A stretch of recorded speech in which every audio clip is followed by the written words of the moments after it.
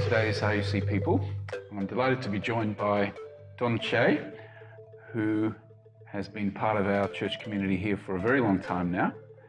And it's great to have you join us, Don. Thanks for coming. Good to be here. So, Don, I think most of us are aware that there's been some very big changes in your life very recently, and we've been seeing a bit less of you. I know you're of dual residence these days. Would you like to tell us a little bit about what's been going on for you just lately? Thanks, Russell. But I would be remiss if I didn't start by saying thanks for including me in part of the Rondebosch stories and the Rondebosch community, because that's a big part of my life, and one of your gifts, so thank you. The R. Steed and Russell show, I'm calling this. Yeah, a lot of new faces at the church. So my soulmate and partner of 34 years, Sue Ellen, died in April 2021.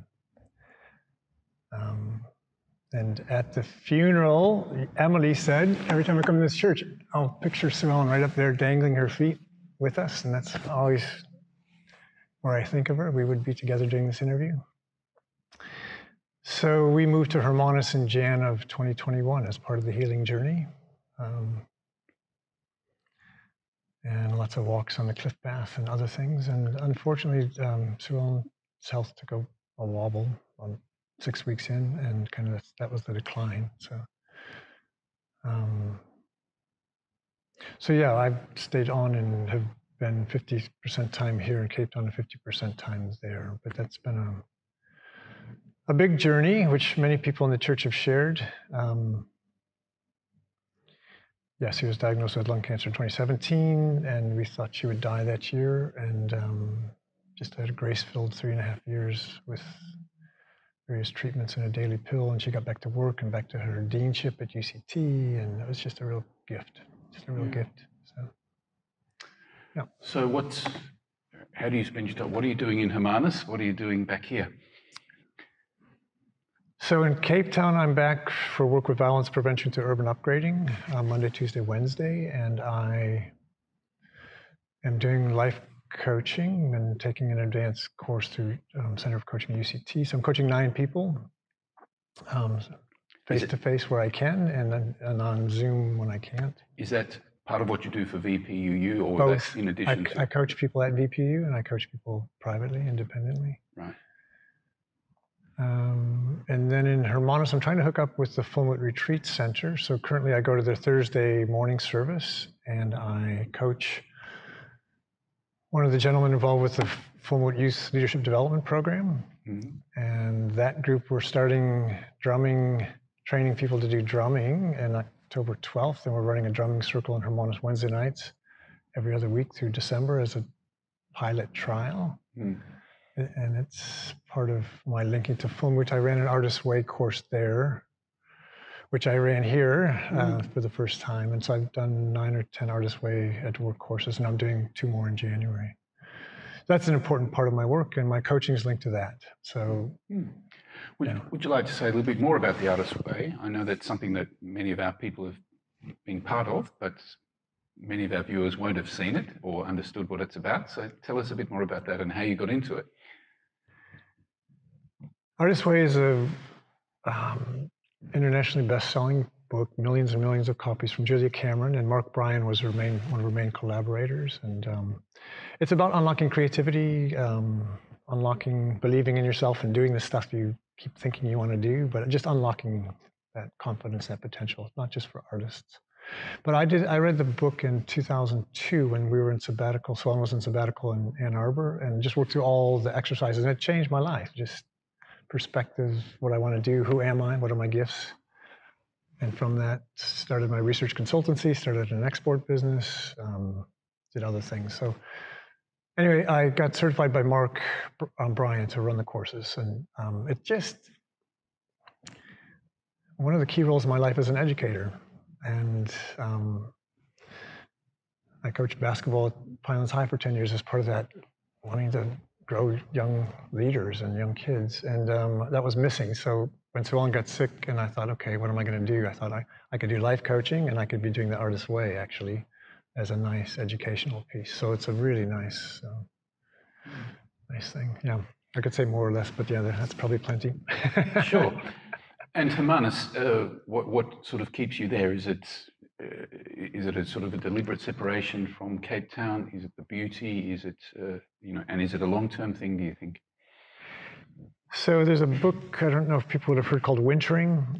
Blanking on the author's name. It's a season of wintering, and I'm not hibernating. I'm active, but it's what wants to emerge in the spring. So what's emerging is I need to stay connected to Rondebosch, this community. So I'm shifting my schedule to be here more Sundays. I really want to be back here. I'll run one Artist Way course in my house in Pinelands in Jan and one in Fulmouth. Yeah. Because Do you actually stay at Fulmouth? No, I stay in Westcliff in Right. Anton and Esther de Gruchy's house. So I'm just waiting to see how the spirit moves and what emerges. Sure. Okay. But it's a gift to be 3 blocks from the ocean and I walk along the ocean every day. And I ride my unicycle along the ocean every day, so it's that I'm there, so it's a gift. Sure. Well, Don, let's go back to the start. And you obviously don't speak with a South African accent. So you were born some distance from here. Neither do I. Fair point. But tell us a bit about your early years, your family growing up, and where was that? Saginaw, Michigan used to be 5 General Motor plants, 2 hours north of Detroit. People who know the States know that people from Michigan say it's the shape of a mitten with an upper peninsula with all the Great Lakes around it. So it's in the thumb of the mitten.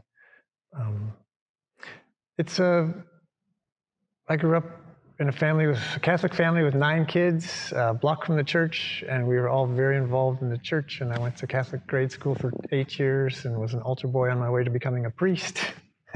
Wow. 9 kids, and where are you in the pecking order? Second oldest. Second oldest. Yeah. Okay.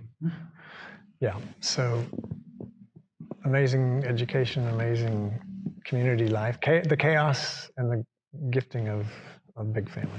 Yeah. Okay. And your parents, what did they do? My father ran the Shay water and beverage company, soft drinks and bottled water from an artesian spring. And so all the Shay kids worked there growing up. My mother was she raised the kids and ran the household, but wanted to go to college and pushed me really hard and not pushed, encouraged me greatly. So I often feel like I'm fulfilling my mother's one of her ambitions. So. And the childhood years, schooling years, did you go to school in Michigan as well? You said you went to Catholic school through 8th grade, public schools through high school. Right. Yeah. Okay. So, and how was that? Were you what kind of kid were you? Were you a keen student? Did you enjoy school? So I'm doing as part of my life coaching, I do the Enneagram. And this is a fascinating thing about personality development. I'm just, hope we never stop learning. 64, lots to learn. But we do a lot of revisiting our childhoods in the Enneagram work. So with 9 kids, I realized I didn't get the attention, the attachment, as the psychologist would say today. And so achieving academically and in sports was my thing. So that's how I got attention. That's how I developed great competence. So I was a very good student, got a lot of scholarships, played basketball, and eventually walked onto the Division I team at Central Michigan at University, which was like big thing. So yeah, it served me well to. That love of basketball has remained. Don told me just before we started this interview that he still dreams about basketball every night. Yep. So playing and coaching. Yeah.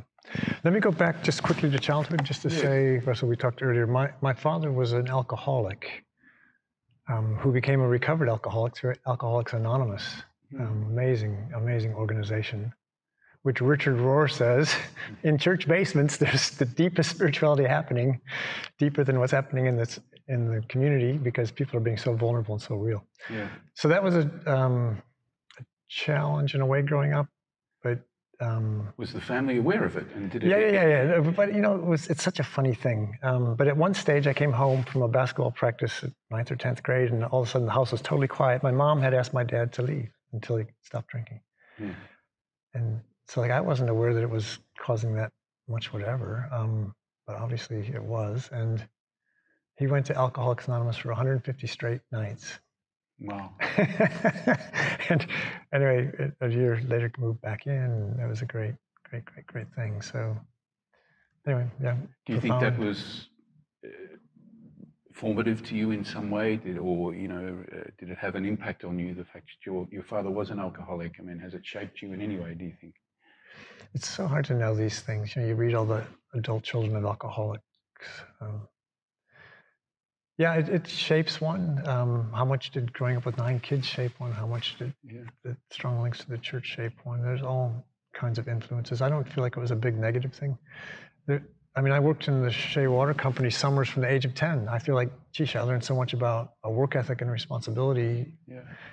So it's a mixed thing, and it doesn't feel like I'm scarred from it. Sure. It feels like a rich resource, actually. So. Okay. So Catholic education, you said at one stage you were wanting to be a priest. Can you want to tell us a bit more about that, and maybe from there how the faith journey progressed? Yeah. So the ethos of every Catholic family is, you must send someone to the priesthood or to where the nuns are. Nunnery? I forget the name. Yeah. Very much part of that culture, and I've had a deep calling somehow, always. But yeah, in 8th grade, Patty Morlick kissed me on the stage at a school dance, and I was like, girls. So the priesthood was not going to be for me. But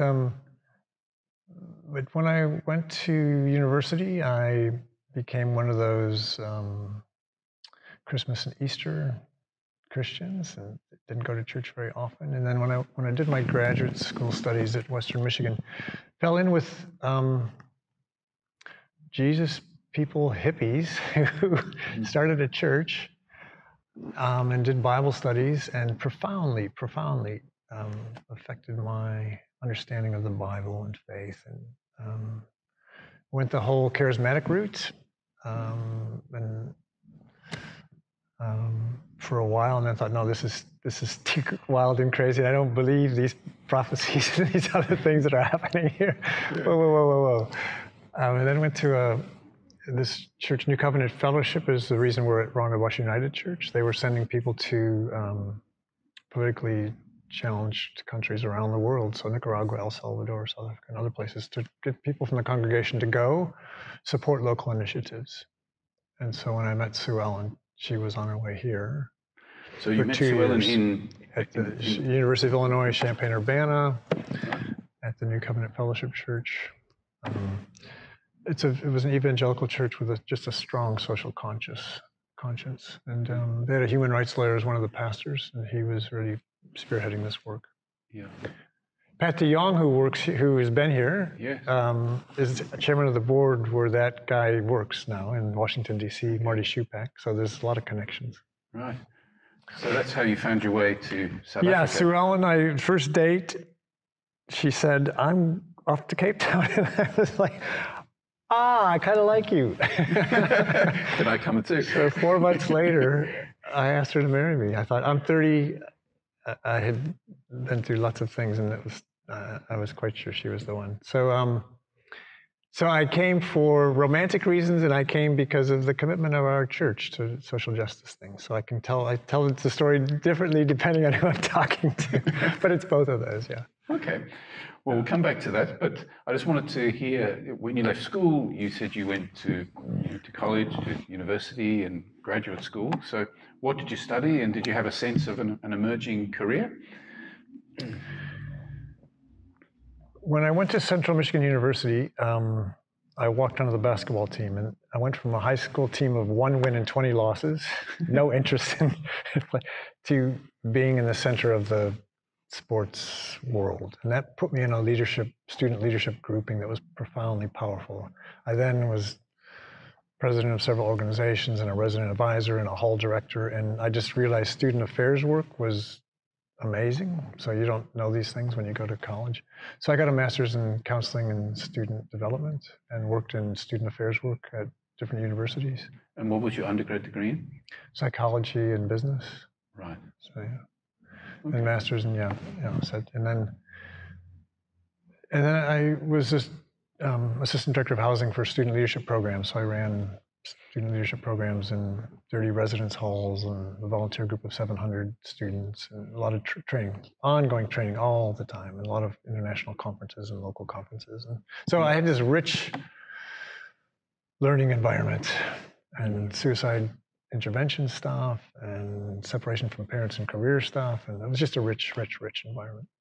So we joke that anyone who did that job can kind of do anything in the world you want to do, because you were a locksmith and you helped in the dining room and you did racial conflict mediation. Minister for everything. Yeah. Okay, so given that rich grounding, you come with Sue Ellen to South Africa.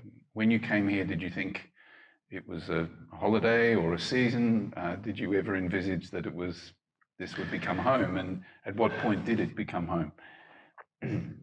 So I watched the movie Cry Freedom about 2 weeks before I came here, when the townships are on fire and the conflict is intense. And so you're going from the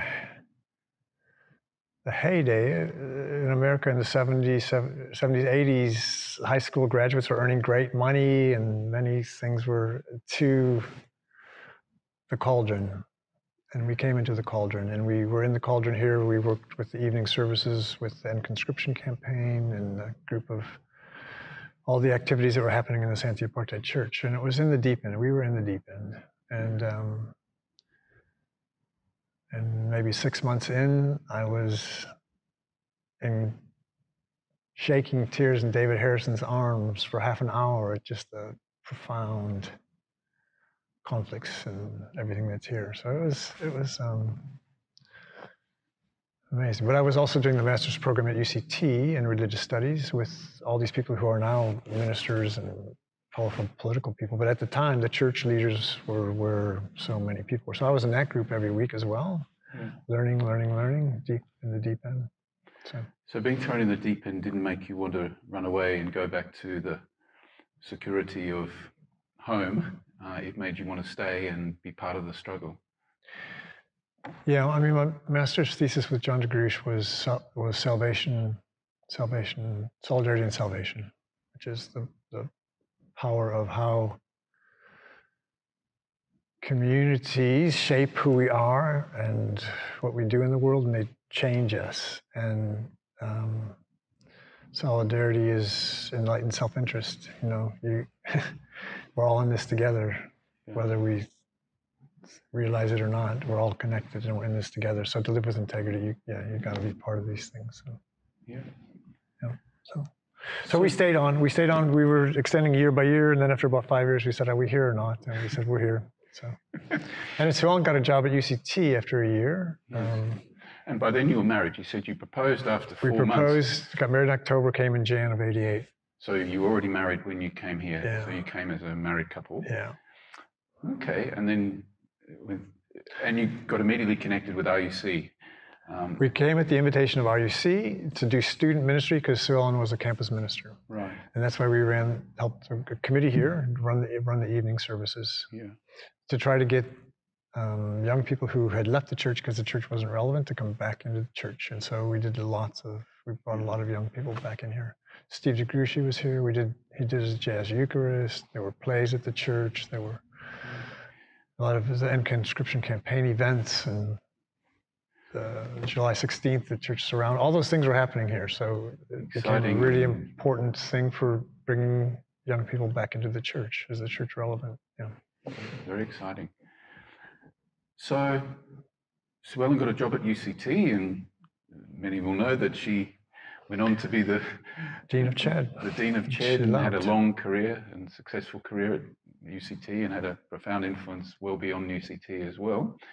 And what about yourself? What did you do career-wise, you know, when Sue Ellen's now working at UCT, what was next for you? So I can't answer that right now, Russell. This interview. Sorry. No, it's okay. It's just incomplete without her. So Yeah. she was. She made such an impact. It was so amazing during the Fees Must Fall to see Sue Ellen with the UCT leadership wrestling, and Carissa was in Wits in the center of the student stuff in Wits, and they talked a lot and they sharpened each other. Yeah. Anyway, but Sue Ellen has made a huge impact, and there was a really nice symposium for her colleagues did recently where they all just talked about her work, and she shaped so much at both at UCT and internationally and nationally on access for everybody to higher ed and fair assessment practices and anonymous grading so that marker bias doesn't come in, disadvantage people of color. Anyway, she did amazing things. So anyway, I wish she was here for the interview. Undoubtedly. Okay. Well, yeah, go ahead. So I was just going to take the tack for, you know, you've moved here, deciding this is home, we're going to stay. Sue Ellen is at UCT. Did you then find work and start to have a sort of a career direction as well? So some people know James Thomas from Christchurch. He and some others started a Triple Trust organization, assuming that unemployment's so high, better to create your own small business than wait forever to get a job. So I worked for Triple Trust for 10 years, an amazing organization, and ran the community business consulting program where we took 120 people a year into the townships. A month at a time, we'd take 20 people to help support those businesses. But in the 1990, 91, 92, that was quite radical and powerful, bridging. And then from that, went on my own into, geez, I'm getting all the years mixed up. I did consulting on my own in small business development and impact evaluations. And yeah. And parallel to that, I assume the family started to grow. Yeah, so Carissa in 1992, she's 30 now, and Danielle in 1994, October, turns 28 next week, or 2 weeks, and then Emily in 1999, 23, finishing her 4th year at UCT. So yeah, amazing. And all the kids were part of Sunday school, and we raised kids with childminders with families in the church. And so yeah, this is a very important family place for us. So, yeah. And fatherhood, how was that for you?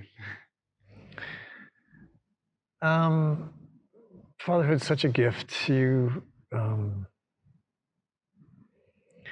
No one trains you for it, and there is no manual other than baptism by fire.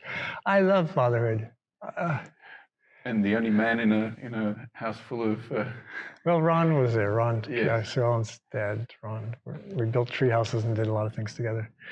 I didn't, for a long time until Ron passed, I tease about the house of estrogen. Yes, this is the house of estrogen, but no, fatherhood was a great gift, and kids teach you so much about your limits and your lack of patience and many things. So, yeah. So Don, I mean, we've touched at different points with, Sue Ellen's passing, and, one can't begin to understand the sense of loss. I mean, I don't know if you're willing to say a little bit about how that's been for you and how what's helped you cope. Do you have a sense of, moving forward? How's the whole thing been for you? So I'm in a good place right now, but let me just describe the process a little bit. In essence, I had 4.5 years of grieving when Sue Ellen was alive. So year one was really tough, and a lot of uncertainties and lots of just watching her suffer and be in pain and things. So it's hard. And then the gift of more time because of the different pills she was able to take. But those, like anyone who's on the cancer journey knows, month to month, it's like you're getting your test results and you're like month to month, never sure. So you're living in hope, but you're starting to, I dare dance with those thoughts of what if, and you don't want to go there. So you don't, but you're like, oh man, what's real? How do I? So you have, 4.5 years of those wrestlings, and every once in a while I would go there. What would it mean? What does it mean? And lots of talks with people, and lots of talks with Sue Ellen, and a much deeper relationship with her. So it's an unfolding, and so I was in shock in March, April at Sue Ellen's quick demise. I was like, there's no way. I was still living in hope. This is not possible. So there's kind of that, this wall of unreality, and then it's real. So I have so much support around me. I've never fallen apart, which will happen sometime, maybe, or maybe not. But I had, in the 4.5 years, I had many long, distressful cries with people. So I was in therapy for a year and a half. I have great friendship networks. I'm on the mountain a lot. Well, 3 weeks after Sue Ellen died, I was on a unicycle, and that's part of my therapy. So I've had 2 ankle ops and had to stop running, and I was thinking, what's the next good workout, edgy workout? And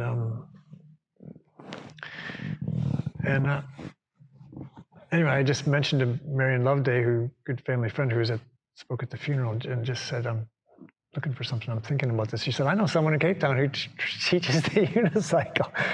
When I mentioned it, I said, no. So then I thought, okay. But for me, it was therapy in the sense that I wanted something challenging that I could do every day that would get my mind off grief and grieving and being obsessed with sadness, that was challenging, that centered me. It literally is getting your balance back. And I wrote a blog piece on this, which was powerful, the Unicycle Diaries, based on Sam Keene's work on learning to fly on the trapeze. So mine's the unicycle, and profoundly helpful to have a focus every day of a challenge. And so still ride most days, and it's still a powerful part of my healing. But yeah, there's many pieces to healing, and the other big piece right now is my the life coaching I'm on is profoundly powerful, because you can't coach if you're not going deep. And in this course that UCT runs is one of the most compassionate, helpful, rigorous things I've ever done, next to the UCT master's program in theology. They're both incredibly rigorous and incredibly supportive places, so that's helping me a lot to do my work.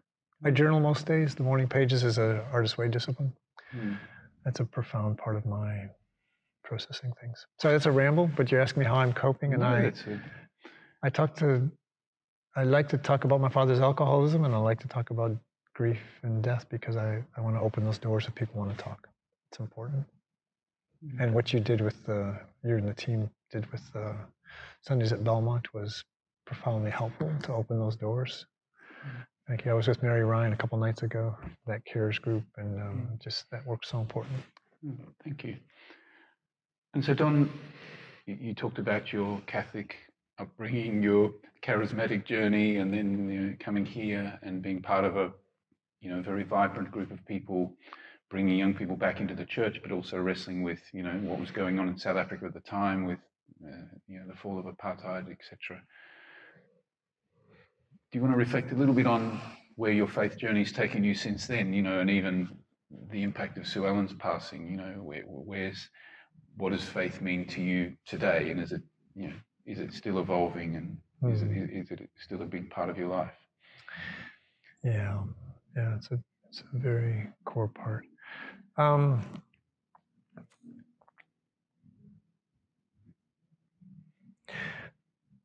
part of the broad church.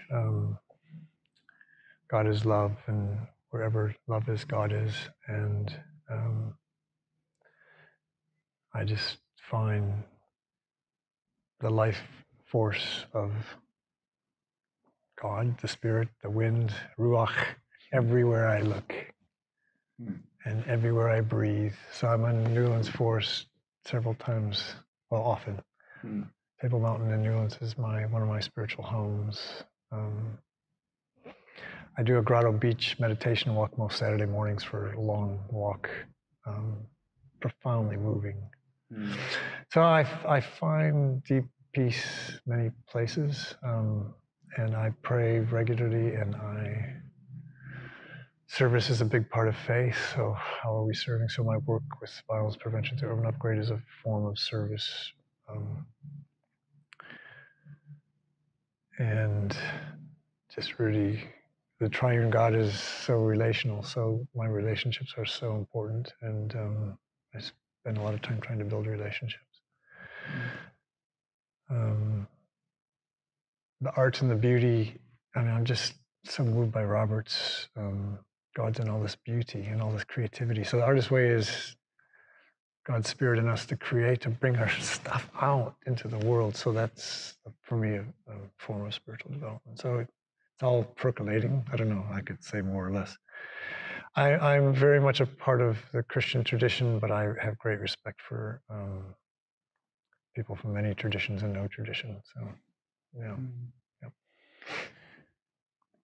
You've talked about some of your loves of life in your life, of Sue Ellen, obviously, but also the mountain and nature and basketball.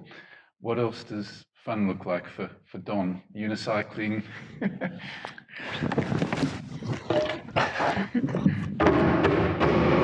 I just did a drum circle facilitators course, and I'm part of a group at Fullwood Youth where we're going to play with, could we use that to create jobs? So we're going to start drumming circles in Hermanus at the Anglican Church on Wednesday nights, the 12th of October, 5 rounds for a while as an experiment. And so I'm enjoying drumming, and I drummed in my coaching last week, surprisingly, which was really powerful.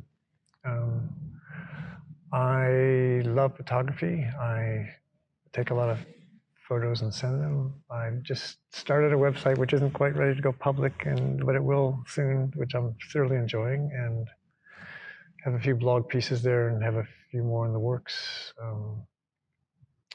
I read a lot. I won't go through my books, but those are, I'm going to recommend one book. Yeah. Sorry, I got many. Soul Without Shame on the Inner Critic. Okay. And how the inner critic undermines all of us, and what is the superego doing, and how do we start to get beyond that to go up. So what else is on your list? Give us a quick summary. Book of the year is so far is Susan Cain's Bittersweet, on how you got to hold together joy and grief, the good and the bad, to make life worth living. And she's a Leonard Cohen fan, so she raves about Leonard Cohen. Keys to the Enneagram. Almas is one of the deep people who use the Enneagram for its more original spiritual development, intense and profoundly. I'm a part of a Sunday Night Diamond Approach group, which does this inquiry stuff where you just go deep within yourself and what's happening in your emotions in your body and implications. So it's profoundly moving. Okay, I'm reading Care of the Soul by Thomas More. Wow. So M. Scott Peck, Road Less Traveled was one of my all-time favorite books, and this is in that league. But if you don't like Greek mythology, you'll hate it. a Jungian. I'm a Jungian. Fields of Compassion. Those of you into science and cosmology and faith. Morphogenic fields of how all these coincidental things happen that actually aren't coincidental. And essential spirituality is what we can learn from the 7 major faith traditions that we actually have in common and practices. Profound. And then Sue Ellen's prayer book, of course, is always close at hand, on earth as it is in heaven. Thank you so much, Don. It's been wonderful to get this insight, and I hope we will see a bit more of you at RUC. That'll be wonderful. We do miss you, and I miss folks here, so. You've been a very important part of this church for a long time, I think, contributing in all kinds of ways for many years. Thank you so much for that, and for being so open with us today. Thank you. It's a great treat and pleasure. So, storytelling is important, Russell, and those of you not telling stories, come tell your story, please. Thanks. Cool. Well done. Thank you.